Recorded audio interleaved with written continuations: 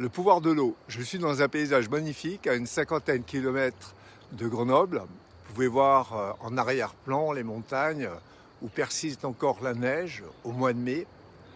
Dans cette vidéo, je voulais vous parler des travaux du docteur Masaru Emoto qui a révolutionné la question du pouvoir de l'eau.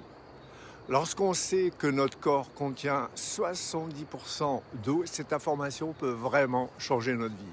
Ce qu'il y a d'extraordinaire, c'est qu'Emoto a constaté que l'eau que l'on boit subissait l'influence de nos pensées, de nos paroles et même de la musique. On peut l'expliquer car on sait que les émotions transmettent leur énergie par les vibrations et ces mêmes vibrations sont enregistrées par l'eau. Et c'est là que l'eau, ensuite, est capable de retransmettre l'information.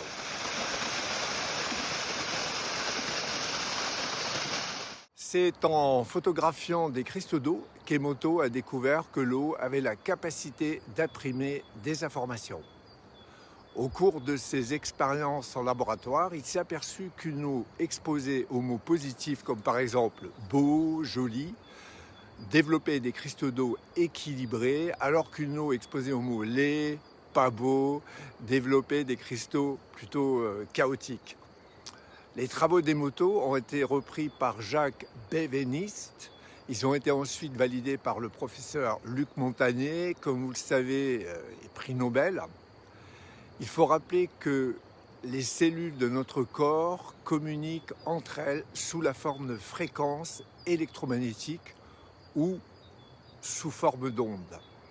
Luc Montagnier rappelait que les germes bactériens et les virus utilisaient justement les ondes dans leur ADN pour amplifier leur effet. Et ces informations sont ensuite transmises par l'eau. Pour résumer, l'eau a bien une mémoire, elle peut conserver des informations sous forme de signaux électromagnétiques. Tout notre organisme, en fait, baigne dans un champ d'ondes. L'eau joue dans notre organisme un rôle encore plus important que ce que l'on peut imaginer.